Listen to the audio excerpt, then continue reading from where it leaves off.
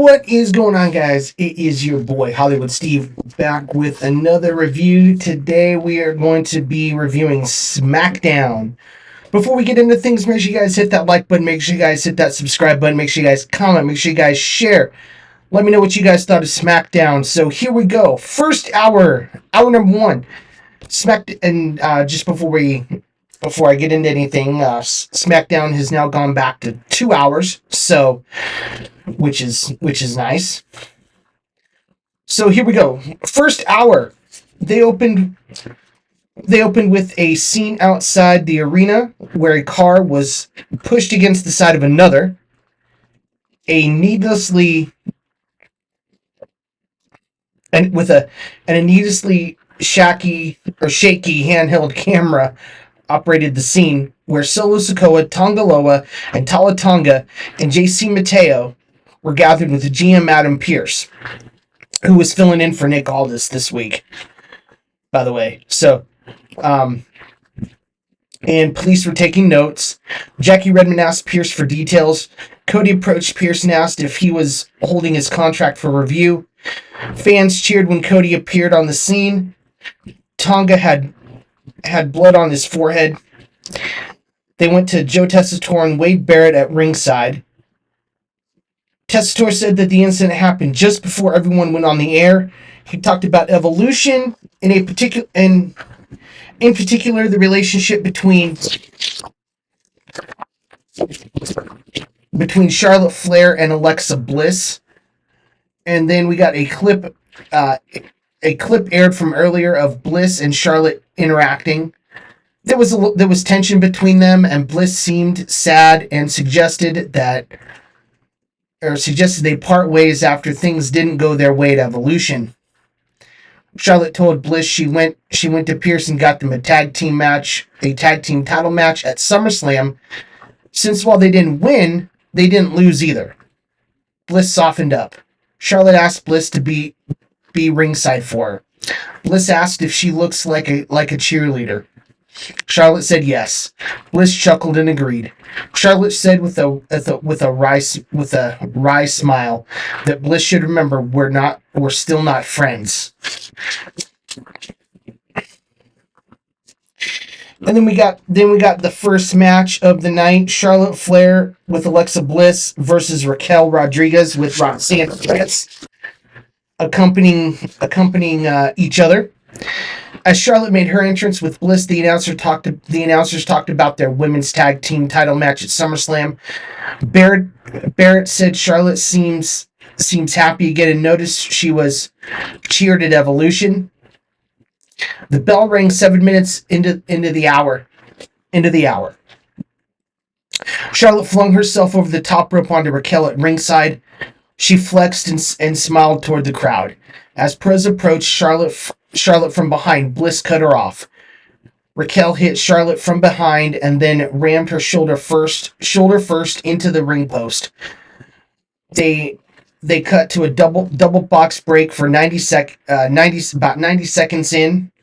Raquel went on the attack in the ring during the break. Back from the break after some back and forth action, Charlotte blocked some big swings by Raquel, and then Charlotte chopped her. Fans wooed along as she landed a handspring elbow and yelled, "Come on!" Fans cheered. So let me stop here. So it seems like Charlotte's getting cheered now, and I don't know if I like it. I like her as a heel. She is a much better heel. But let me know what you guys think in the comments. So the fans cheered. Charlotte hit a kip up. Barrett said Charlotte is having fun again. Raquel rolled through on a crossbody and landed a side slam for a 2 count. Charlotte resisted the Tahana bomb. Perez distracted Charlotte on the ring apron. Bliss snapped Raquel's neck over the top rope on the other side of the ring. Charlotte then delivered a running side kick, and rolled up Raquel for a 3 count as Bliss and Charlotte celebrated at ringside. Afterward, Tessitore was like, "Aw, looks look like like he just saw, like he had just seen a kitten and a puppy cuddle. So the match went about 9 minutes. Charlotte picked up the win, and then police officers asked Pierce if we went. Police officers asked Pierce if they knew where Jacob Fatu was because he was a person of interest. Pierce brought them to Fatu. Fatu said he wasn't going anywhere with them because he didn't do anything. He called them punk police. Pierce told Fatu to think about his family and not make things any worse. A vignette aired on Tiffany Stratton versus Jade Cargill. Stratton said she's been underestimated her whole life as a dumb blonde, but she's the champion. Jade said she's been disrespected too, but she's earned her queen crowd. She's what they expect. I'm what they came for, she said. Jade said she will end Tiffany at SummerSlam because a storm is coming. Then a clip of Aleister Black attacking Damian Priest backstage last week aired. From earlier, Priest asked Carmelo Hayes backstage if he saw Black. Hayes had an attitude toward Priest. He took exception to it. Priest said when he catches Black, he'll have him on his knees begging for mercy. Priest introspectively said he doesn't get why he tried to play peacemaker. He said he wants to shut people's mouths in the ring. Hayes said he can't close his mouth because he's been looking for opportunities against someone like him who is a former champion. Priest agreed to a match. So match 2, we got Carmelo Hayes versus Damian Priest. Carmelo attacked Priest before the bell. Priest gave the ref approval to ring the bell. Even before the ring jacket was off, his ring jacket was off. The bell rang 35 minutes this is about 35 minutes into SmackDown. Priest tried to come back and eventually dropped Hayes with a kick. He took off his jacket, then threw Hayes into the corner. Hayes made a comeback at ringside when he drop kicked Priest into the ring post. They cut to a break. And after the break, Priest made a comeback after the break, Priest makes his comeback. Hayes slipped out of the Razor's Edge attempt and took over. Hayes landed a lung blower and then leaped off the top rope with a splash for a 2 count. When Priest made his comeback and began to walk the top rope with a grip on Hayes, Black showed up and knocked him off the top rope. Priest grabbed it. and he hung him up on the top rope, and he's, oh my gosh, oh man, grabbed his, grabbed his crotch area, and Black stood over him. The ref called for the bell, and we had the fans chanting, "You suck." So the match ended at 9 minutes in a no contest. And Black landed a black mass on Priest. Hayes rolled out of the ring when Black looked at him. Black leaned down and told Priest, "I heard you were looking for me." He let the ref check on Priest, who was holding his face. The announcers hyped up the upcoming matches on the show. A Wyatt 6 promo aired. There were special effects that distorted the images and voices. They said their family isn't defined by the blood they share, but by the blood they shed. Joe Gacy said they will strip the teams of their wicked desires and burn their vanity. Uncle Howdy said that they can let the Wyatt 6 be their guide, and all they have to do is follow. Solo Sikoa and his crew assembled in the ring. Solo said he gave Fatu everything he could want, and he betrayed him. I should have known. Once a criminal, and Solo did his his little shtick that he does, his little his little dance, his little laugh, and he said, "Always a criminal." And then they cut backstage as Solo was talking, and showed Jimmy Uso, who was standing by his police to let Fatu out of their vehicle. An officer said they reviewed the footage and determined he wasn't the driver. And as he walked away, Fatu again called them punk police, and Solo said he must have paid him off. Fatu headed to the ring as fans as fans chanted Fatu Fatu. All right, hour number 2. Jimmy Uso showed up on the other side of the ring, and then he and Fatu brought the fight to their four heels in the ring. Tala kicked Jimmy in the head, sort of, and then cleared the announce desk and set up a slam. Fatu leaped through the ropes and knocked Tala on and over the announce desk. Tala stood right back up. He grabbed both Jimmy and Solo by their throats. They broke free and hit stereo super kicks. Jimmy dove onto Tala and they tumbled into the timekeeper's area. Fatu went back into the ring and punched away at Solo. Testator said the police cleared Fatu and immediately they set up the crash to frame Fatu. Fatu stood in the ring. He picked up a chair and put it over Solo's head. And as he was about to pillmanize Solo's neck in the corner, Jimmy watched as Solo set up a hip attack. Mateo cut off Fatu. Tala pulled Solo to safety. Mateo pushed them across their backs bashed them across the back with the chair. Their backs with the chair. Pierce walked onto the stage and said, since he wanted to frame an innocent man and lock him up, he will book him 1-on-1 against Solo at SummerSlam inside a cage. So we're getting Solo versus Fatu for the United States Championship in a steel cage at SummerSlam. That's going to be so good. And then he pointed to the officers to go and arrest Solo for false accusations. Solo was dragged out in handcuffs.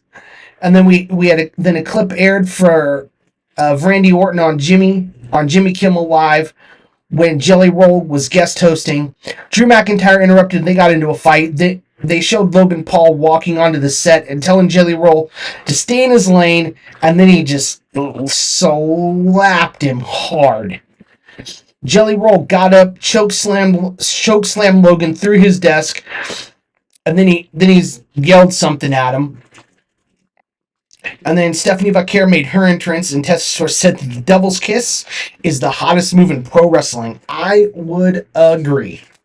100% agree. And Vaquer picked up the win in a 2-minute match.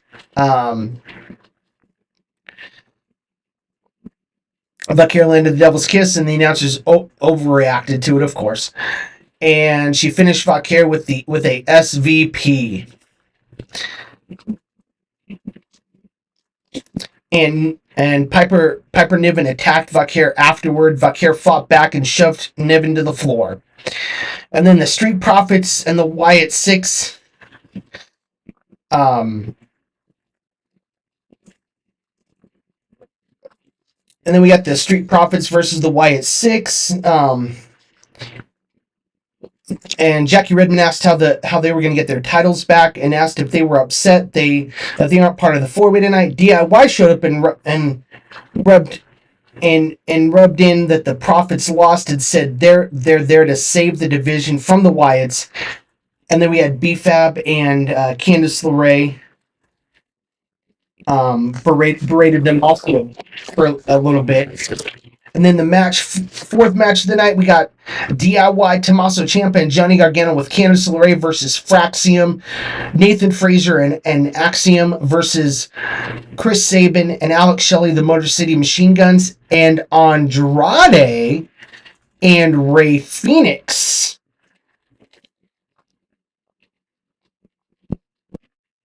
and then we got the bell rang. Barrett said 2 wrestlers are legal at a time in a match like this. Sabin launched through the ropes and tackled Ciampa, and Gargano as Shelley opened up the ropes. And then we cut to an ad break, and then coming back from the ad break, um,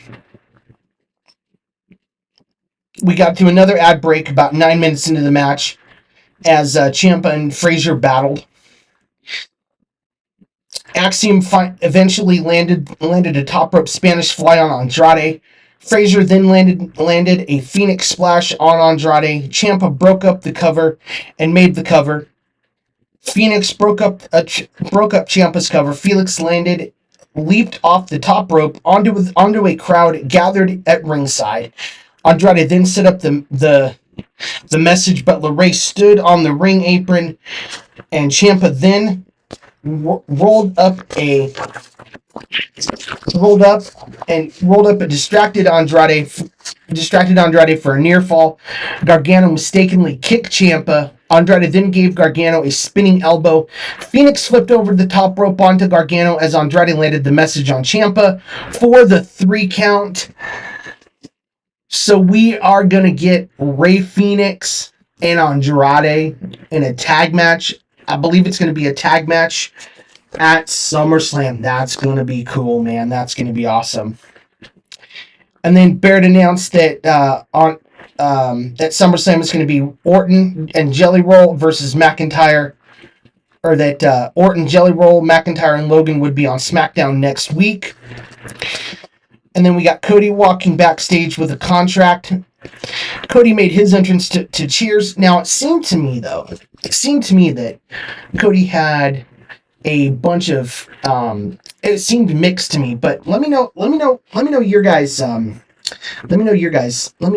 thoughts. But to me it seemed like it was a mixed reaction. I heard some cheers and I heard some boos when I was watching the highlights. I saw and heard some cheers and some boos. So let me know what you guys thought.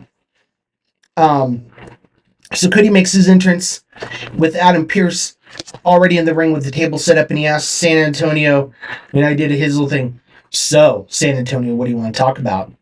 Cody said last week he posted something on social media, and as soon as he hit send, it was desecrated and scrutinized and overanalyzed, and he did not intend that. He said he asked people not to flinch, and he thanked them for riding with him. It sounds a little, and I do agree. It sounds a little bit controversial, but when he puts it that way, he said, "Do not flinch." Might have been meant for him. He talked about how he has not flinched in recent years, including when politics and the Final Boss came for my soul, and came for my spot, and that erupted into cheers from the fans. Cody talked about facing John Cena at WrestleMania, and then, of course, Cena chants broke out. Cody said he understands. He said it's an unenviable task to try to take the WWE title away from perhaps the most beloved wrestler in the history of our game. He said it takes 2 for the dance to work. So he asked Pearce to introduce Cena. Cena made his entrance. He sat down at the desk and told Cody that he will not be at SummerSlam. He said this is the first Cody is hearing of this. He said he is filming a big movie for Netflix. He said they've talked and things have been transparent. He said he is emotionally exhausted and everyone agrees he shouldn't exert himself at SummerSlam. Cena said Cody will get his rematch later, perhaps in Paris or Perth. He said as far as SummerSlam, there's no way he can sign the contract in good faith. He said he understood everyone being upset, but there's nothing they can do. He said if he signs the contract, he has to be at SummerSlam. He said he took it up to the final minute, but emotionally he's just out of it. He said it's a tough decision, but this is what's best for business right now. And Cena said, "You guys don't even know how hard it is to be here tonight." He said he wanted to give everyone fireworks and a night to remember. He said physically and emotionally he can't give them what they want. And Cody stood at this point. Cody stood and just pointed at the contract. And Cena feigned an earnest appreciation for the fans being patient and understanding in the situation, and he saluted the fans and said, "Good night in San Antonio." But this didn't sit well with Cody. Cody chased down Cena as Barrett called Cena a coward and a rat, which I do agree with. Cody punched away at Cena. Cena reverse whipped Cody into the ringside steps. Back in the ring, Cody swung the belt at Cody. Cena swung the belt at Cody. Cody ducked and then hit Cena with it. Cody finally did it. Cody finally hit Cena with the belt. And that's what everybody's been waiting for Cody to finally pull that trigger and hit Cena with the belt, which is something that Cody could not do for the longest time. Cody could not do it, and he did it here. He finally did it here. He leaped off the top rope and splashed Cena through the table. He then took out his pin, and I thought this was so great. Put it in Cena's hand and signed the contract for Cena. Cody then told Cena that it wasn't just a match for the title at SummerSlam. It was going to be a street fight. And that was SmackDown. And that's how SmackDown ends. That's how SmackDown ended, guys. Now, I watched a little bit of the clips and I thought it was awesome. I thought SmackDown was really good from what I saw.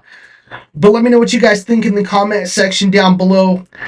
This is Hollywood Steve saying I will catch you guys in the next video. And remember, when you're Hollywood Steve, you're just too sweet.